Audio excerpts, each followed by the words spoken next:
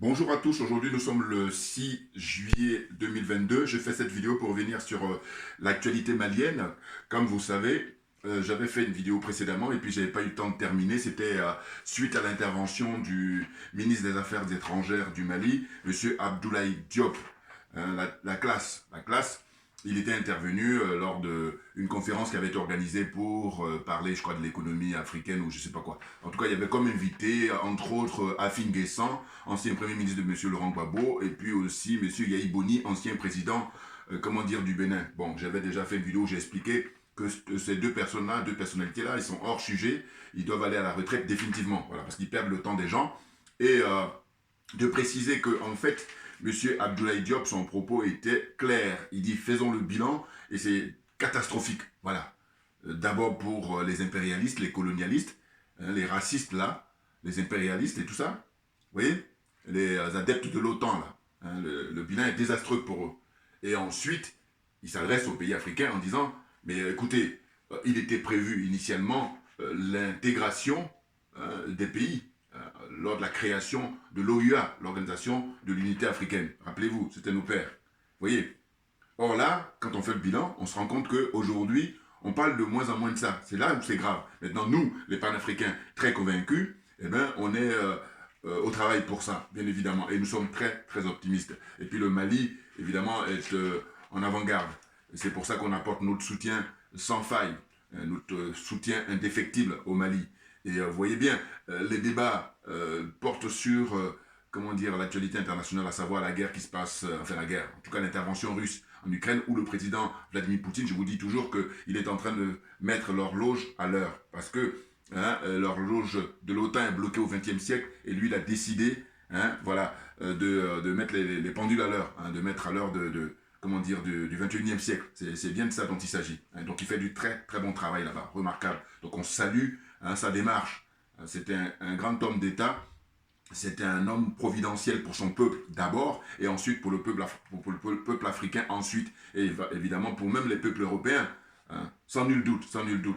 Donc, ce que j'expliquais, c'est quoi? C'est que j'ai dit, en fait, quand on regarde l'actualité dans les autres pays, notamment en Côte d'Ivoire ou au Cameroun ou je sais pas quoi, ils parlent des choses comme ça qui sont terre à terre, qui sont dérisoires, hein, ils se tirent dans les cheveux et tout, alors que le débat il doit porter beaucoup plus haut. Vous voyez, si on veut pour preuve, regardez là, il lui faut un procès au frère Charles Blé Goudé, à savoir que il a estimé que Alassane Ouattara était son oncle, mais il a précisé si. Or, quand on dit si, c'est une condition qui permet tout. Voilà, il dit si le président Gbagbo considère que Alassane est son frère, donc automatiquement, lui, étant donné qu'il considère le président Gbagbo comme étant son père, ouais, mais naturellement, monsieur Alassane devient son oncle. Voilà, c'est ça, c'est son oncle.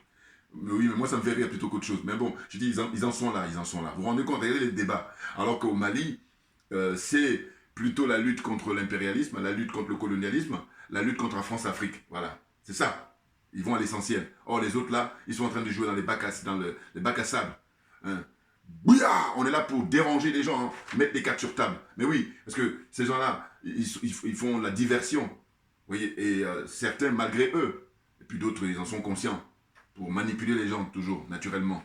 Vous comprenez? Bon, là, je me présente, Djoubian, c'est mon nom, mon surnom plutôt, sur le net, sur les réseaux sociaux. Et puis, je suis un panafricain très convaincu. Et accessoirement seulement, je suis accessoirement seulement spécialiste de la France. Voilà, c'est ça. Hein, pour les questions d'actualité française en ce qui concerne sur le plan, pas économique, je ne suis pas très bon en économie, en tout cas sur le plan politique, voilà, ça c'est sûr. Et puis sur le plan social, faites-moi appel. Voilà, la question française, je suis là pour régler ça. Voilà, donc ce que je disais, c'est quoi? C'est que les autorités maliennes, bon, d'abord, il faut préciser qu'ils se sont opposés, hein, à la reconduite de la MINUSMA, l'escroquerie, là, hein, où la France est masquée derrière, et les États-Unis naturellement.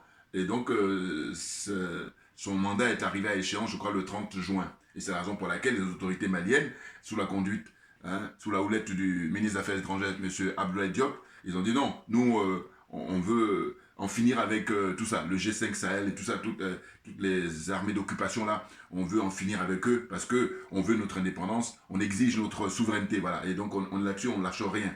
Hein. Il est très bon, hein.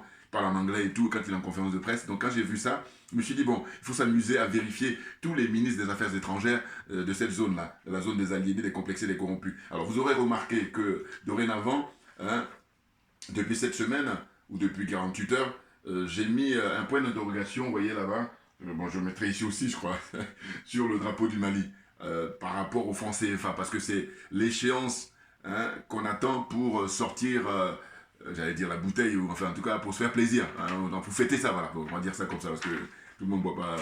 Donc en tout cas pour faire la fête, ça c'est sûr, tout le monde fait la fête. Voilà. Ceux qui ne font pas la fête, donc il y a un problème.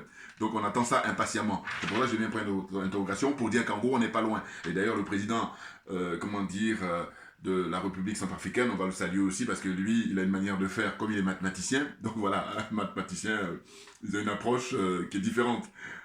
J'ai failli dire de combien des mortels. Mais un vrai mathématicien parce qu'il enseigne à l'université. Donc voilà, c'est un homme sérieux. Bon, il a une façon de faire, moi je dis on attend. Mais en tout cas, il est très intéressant à observer hein, parce qu'il a officialisé sa monnaie, là, la crypto-monnaie, qui devient la monnaie officielle là-bas. En République centrafricaine. Donc c'est pas rien. Quand on compare justement à ceux qui sont en train de dormir là, parce que là dans la zone, comment dire, Afrique de l'Ouest à bouge, mais en Afrique centrale, franchement, hormis le président Touadéra, regardez les autres. Bon, on me dira oui mais il y a le président Obiang. Mais le président Obiang, je n'ai jamais compris pourquoi il ne sort pas du franc CFA. Voilà. Il est en train de se débattre contre les Français depuis des années, parce que eux il accuse, lui et son fils, hein, de tourner de l'argent ou d'avoir des biens ici en Europe ou en France. Mais je vous dis, on peut péter les plombs quand on analyse tout ça, parce qu'en fait, on se dit, mais qu'est-ce que c'est que ça? Voilà. Qu'est-ce qui fait qu'ils ont besoin d'adhérer au franc CFA alors que lui, c'est une ancienne colonie espagnole, hein, Guinée équatoriale, pour ne pas le nommer. Vous voyez? C'est ça qui est étrange. Voilà. Donc j'ai dit, il faut sortir du franc CFA. Et puis pareil, Paul Biya, quoi qu'on dise en disant, oui, il a Finance Afrique Média et tout, c'est de l'argent public. Et je dis, Paul Biya, pourquoi il ne sort pas du franc CFA? Toutes ces questions-là restent en suspens. Voilà, là, sortir du franc CFA, c'est aller à l'essentiel. Mais autrement, si on ne débat pas là-dessus, on est à côté de la plaque et puis on est hors sujet. Voilà. Donc je disais quoi? Je disais que les autorités maliennes, ils s'opposent donc à la force onusienne. Hein, ça a été décrié là-bas par l'ambassadeur, je crois, du Mali à l'ONU. Hein, il est intervenu, très bien. Et puis il y a aussi le ministre des Affaires étrangères, M. Abdoulaye Diop, également aussi, pour préciser les choses. Mais il se trouve que les États-Unis et la France, eux, ils veulent faire l'opération de force en disant, voilà, que vous vouliez ou non, ça ne va pas se passer comme ça, c'est clair. Alors, à la limite, ils ont fini par dire, bon d'accord, mais la France n'aura pas le droit de venir survoler le ciel malien. Bouillard, là c'est très intéressant, mais bien entendu, parce que eux ils ont compris, contrairement aux autres pays, que c'est la France qui manœuvre tout. Les autres ils le savent, en fait, mais simplement comme ils sont aliénés, comme ils sont complexés, comme ils sont corrompus, donc ils acceptent, et donc ils sont dans la magouille. Hein, c'est des complices, hein, les Alassane Ouattara, les Macky Sall. C'est pas qu'ils ne savent pas, ils savent très bien, mais ils jouent dans la combine. Donc ça aussi, il faut qu'on le dise hein, ouvertement. Comprenez? Bon, j'essaie de chercher de la lumière, là. C'est pour ça que vous me voyez bouger là à chaque fois. Vous comprenez? Voilà. Donc, pour poursuivre, j'ai dit quoi? J'ai dit le G5 Sahel allait out. Hein, et puis, toutes les forces étrangères. Quand on dit un pays indépendant, quand on dit qu'un pays est souverain, eh ben, il ne doit pas y avoir des armées étrangères. Hein, on est d'accord? Or là, il y en a d'autres qui se disent qu'ils sont indépendants, ils sont souverains, et puis ils ont une armée qui est chez eux, même ils donnent de la place. Je donne à M. Alassane Ouattara en Côte d'Ivoire, voilà, ils donnent la place gratuite, largement, comme ça, des hectares et des hectares, à ne pas en finir. Voilà, bon, ceci explique cela. Hein. Je veux dire, à partir du moment où lui, il sait très bien qu'ils sont là pour le protéger, donc c'est pour ça que, comment dire, voilà, il leur donne tout. Hein, c'est donnant-donnant. Hein. Comme ils assurent sa sécurité. Les choses sont claires. Vous voyez? Bon, c'est pas évident, hein, parce que, voilà, je cherche la lumière et je vous cache pas que, voilà, là c'est mieux, mais le problème c'est que ça change par moment, c'est pour ça que ça me dérange. Bon. J'espère que ça se passe bien pour vous, enfin en tout cas que vous me percevez bien. Donc, puis j'espère aussi que la voix est forte, parce que c'est vrai qu'il y a des personnes qui m'envoient des messages en disant que la voix n'est pas forte, ça dépend. C'est pas tout le monde, mais il y a quelques personnes. Donc il est question pour eux aussi peut-être de faire un réglage de leur appareil, je sais pas. Bon, ce qui est sûr, c'est que j'ai beaucoup moins de moyens, vous l'aurez compris, donc à la limite je présente mes excuses par rapport à ça. C'est indépendant de ma volonté. Donc toujours pour dire que si j'avais beaucoup plus de moyens, évidemment que j'espère, et ça va venir tout naturellement, parce que quand on se bat tous les jours, à un moment donné, ça finit par tomber. Hein. Voilà, qui cherche trouve, comme on dit. Donc la suite, c'est quoi? C'est que les conséquences des sanctions économiques contre le Mali, voilà.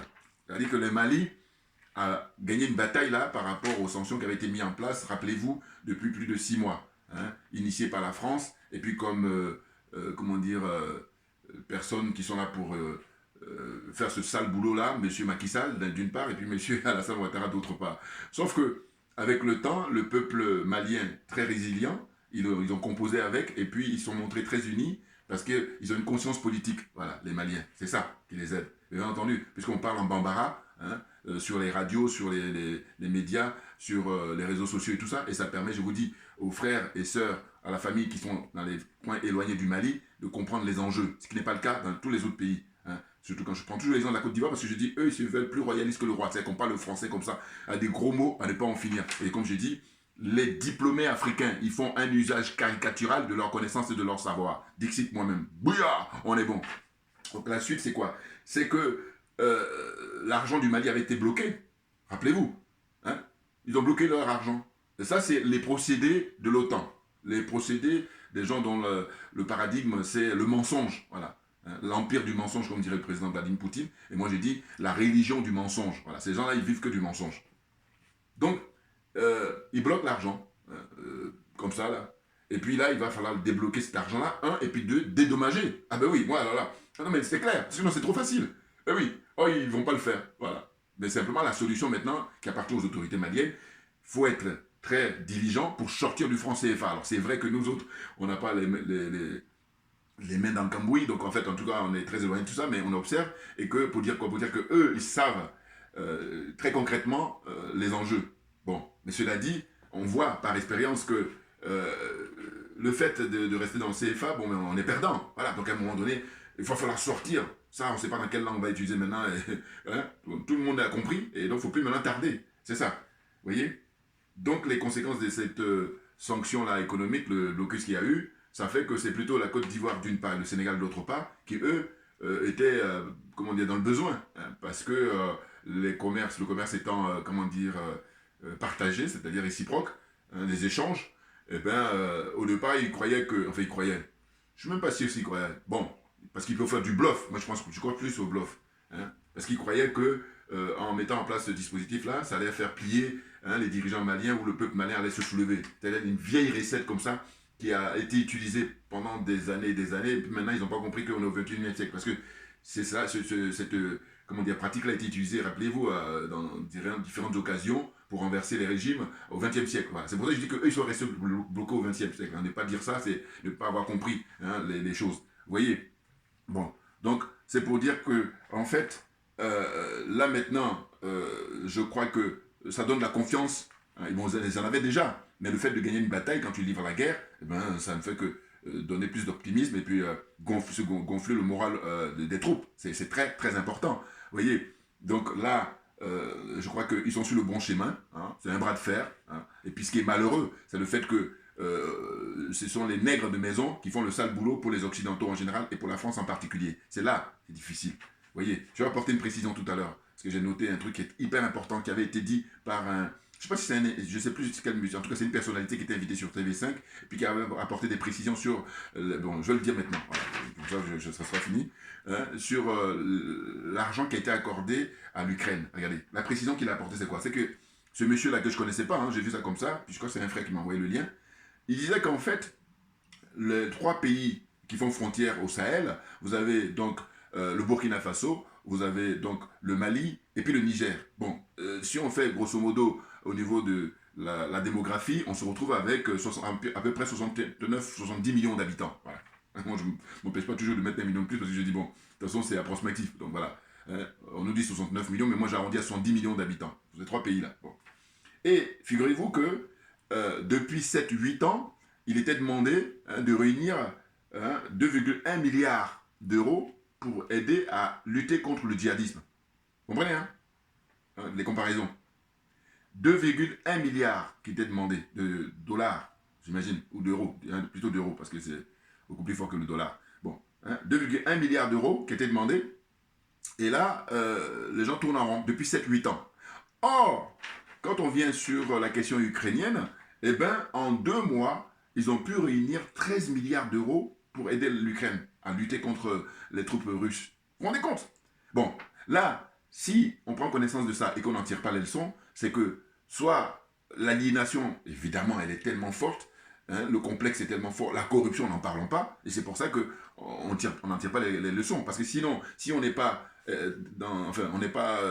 si on s'inscrit en faux dans ce dispositif-là, hein, eh bien normalement, on dit, mais non, mais c'est terminé. Il faut arrêter de se moquer de nous, il faut arrêter de nous prendre pour ce que nous ne sommes pas.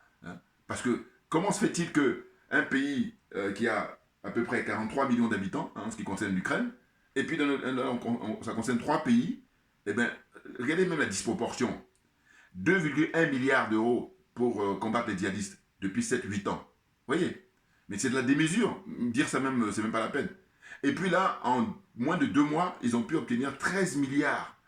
On ne parle même pas de la moitié des sommes. On aurait pu dire, je sais pas moi, 4 milliards pour l'Ukraine, et encore en 2 mois. Hein. Oh, là, on parle des années, 7-8 ans. Vous voyez? Bon, alors c'est clair, étant donné que ce sont eux qui sont à l'origine de ce qui se passe au Mali, donc c'est volontaire, très clairement. Ben oui.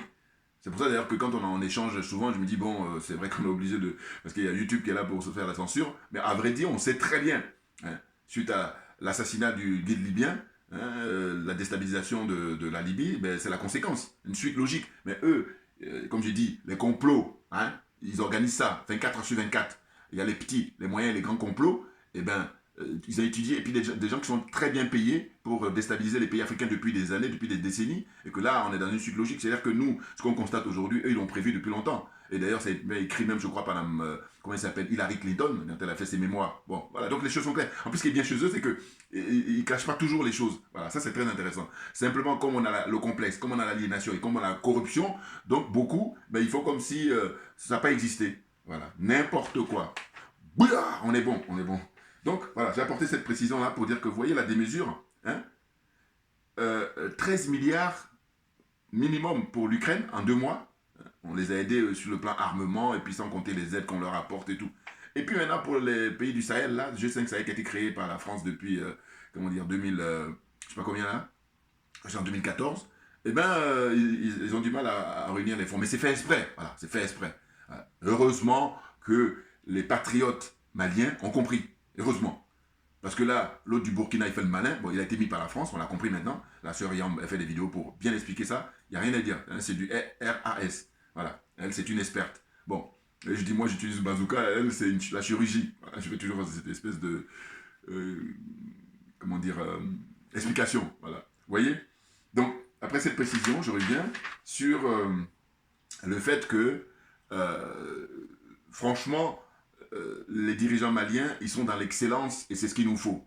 Et non pas des gens qui sont là, qui occupent les postes depuis des années et qui sont des corrompus, qui sont des escrocs, qui sont même des criminels parce que leur façon de faire, il y a des conséquences sur la vie des citoyens. C'est ça qui me permet de dire que ce sont des criminels. C'est clair. Vous voyez.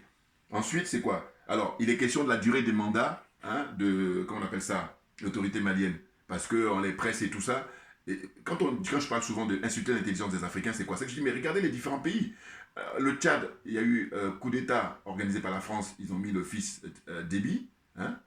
Et puis là, on ne parle pas du tout de quelle est la durée de son mandat. Et quand on vient au Burkina Faso, c'est eux-mêmes qui ont orchestré ça aussi. Eh bien, on fait semblant de nous faire croire qu'ils disent que c'est 3 ans alors que c'est la France qui a dessiné tout ça. Tout le... comment on appelle ça? Tout ce que peut dire... le colonel au Burkina Faso, c'est la France qui lui dicte. On le sait maintenant. Voilà, il a été démasqué. Donc, on apporte notre soutien au peuple burkinabé et puis à la jeunesse du Burkina pour qu'ils puissent avoir suffisamment de moyens et de force pour le faire partir. Pour les faire partir, d'ailleurs, ils sont plusieurs là. Voilà. C'est vrai que c'est pas facile, mais bon, le plus important des gens, c'est de prendre conscience. Voilà. Ça, c'est très important parce que ça va accélérer les choses. C'est pas toujours évident. Quand on n'a pas pris conscience, on ne sait pas, on est perdu. Tandis que quand on a pris conscience, maintenant, ça permet de se préparer. Voilà, on se prépare, et puis on va passer à l'assaut le moment venu. Pour le faire partir, parce que cet escroc-là, il perd le temps, là, c'est le recul. On est dans le pays de Thomas Sankara, Thomas Isidore Noël Sankara. Vous vous rendez compte? Et quand je parle de la rancune des Français, c'est parce que je dis, eux, quand ils font ces genres de situations, c'est parce qu'ils n'ont pas supporté l'affront de Thomas Sankara. Et c'est pour ça qu'ils font payer ça au Burkina Faso. Donc c'est pour ça que j'explique. Je parle de rancune, c'est clair. Il n'y a pas que là. Bon, regardez en Guinée. Guinée, pareil, Ahmed Sékou Touré. Donc tout ça, c'est récapitulé chez eux. Mais bon, de toute façon, c'est une question de génération. Je rappelle toujours ce qu'a dit Frantz Fanon, c'est chaque génération doit, dans une relative opacité, découvrir sa mission, soit l'accomplir ou la trahir. Nous, en tant que panafricains convaincus, nous avons décidé d'accomplir notre mission. Et c'est la raison pour laquelle on lâche rien. Et je dis on lâche rien parce que c'est nous qui avons raison. C'est clair. Bon. Donc, la suite, c'est... les autorités maliennes ont dit, bon voilà, on va essayer d'organiser les élections, si vous voulez, à partir de 2024, à partir de mars 2024. Bon, personnellement, nous, on est pour qu'il reste au pouvoir beaucoup plus longtemps, parce qu'il y a du travail, bien entendu. La priorité absolue étant la sécurité de tout le territoire malien. Hein. D'abord, récupérer tout le territoire, c'est la première démarche. Et quand on a récupéré les territoires, puisque il a été pris dans les 2 tiers, hein, 80% du territoire, vous vous rendez compte? Et puis là, il y en a qui disent non, malgré ça, on doit organiser les élections. Mais ce sont des escrocs, ce sont des malhonnêtes, ce sont des criminels, c'est clair. Hein. Des cupides. Il n'y a que ça qui les intéresse, hein, la cupidité. Après, ils disent qu'ils font de la politique, n'importe quoi. Donc, eux, ils disent, bon voilà, 2 ans minimum. Bon. Et ensuite, on dit quoi? On dit, bon voilà, d'accord, mais les conditions, ça c'est toujours la France qui est derrière. Vous allez, comment dire, ne pas vous présenter. Ou alors, si vous voulez vous présenter, il faut vous retirer du pouvoir pendant 4 mois ou je sais pas quoi. Mais, bon, tout ça, c'est de la théorie, parce que dans la pratique, on va faire autrement. Mais bien entendu, il faut faire autrement. Et je dis, rappelez-vous, Jerry Rawlings, l'expérience. Alors, on me dira toujours, oui, mais c'était un autre pays, et puis c'était une autre époque. Non, pas du tout. Tout est une question de expliquer aux gens hein, les enjeux, hein, arriver à convaincre les gens. Alors, c'est pas facile, c'est vrai. Mais comme on a l'heure d'Internet, on a l'heure des réseaux sociaux, ça aussi, c'est une chance. Une chance extraordinaire. Parce que ça n'a pas existé au moment de Jerry Rawlings, ni au même moment, c'était aussi Thomas Sankara. Voilà, c'était la même époque. Vous comprenez? Donc, cela, on a une arme qui est très forte, c'est les réseaux sociaux. La preuve, moi, là, je fais ma vidéo là, il y a quelques années, on n'avait pas ces moyens-là. Voilà. Et c'est pas rien.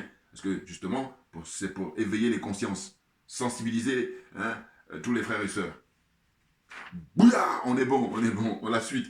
Donc, ce que je veux dire, c'est quoi? C'est que la discussion, c'est est-ce que il pourra se présenter ou pas le colonel, comment dire, Assimi Goïta. J'ai dit, mais attendez, ce sont les Maliens et les Maliens seuls qui doivent décider. Voilà. Parce que vous allez observer que aussi bien M. Ouattara, il est violeur des constitutions. Hein, il n'y a pas que lui, hein, c'est un sport qui est très pratiqué. D'ailleurs, on a appris récemment que lui et Macky Sall, ils ont fait obstruction sur le fait que le Nigeria voulait imposer hein, au sein de la CEDEAO, dans les constitutions, justement, qu'il y ait un seul mandat, enfin 2 mandats plutôt, et c'est tout. Et non, non, non, non. Donc Alassane Ouattara et Macky Sall, d'autre part, eh ben, eux disent non, il faut laisser ça comme ça. Voilà. Mais, donc des violeurs de constitution, et donc je veux dire que ces gens-là, pourquoi vous leur accordez du crédit?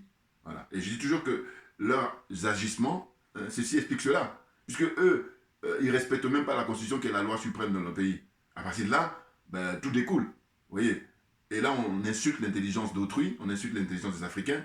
Parce que pour pouvoir donner des leçons aux voisins, il faut déjà que toi-même tu sois irréprochable. Or, ces gens-là, ils ont plein de casseroles.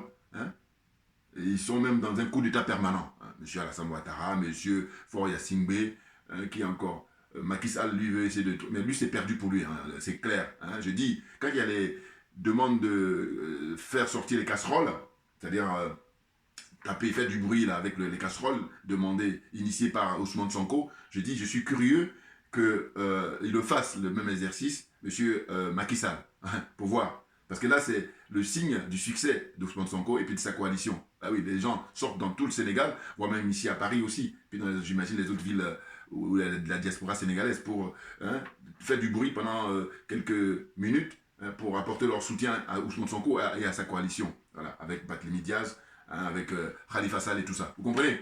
Voilà, donc Macky Sall, qu'il le fasse, il ne peut pas. Et s'il le fait, vous allez voir qu'il n'y a que lui et sa famille, et puis ses amis là. Voilà, donc c'est pour dire que c'est 0, je sais pas, on est gentil, on va dire 1%, voilà. On est gentil. Mais sinon, que dalle. C'est même pour ça qu'il veut faire un hold-up. Voilà. Mais ça ne marchera pas parce que là aussi, pareil, je pense que le peuple sénégalais a une conscience politique. C'est très important. Hein. Ah oui, oui, oui.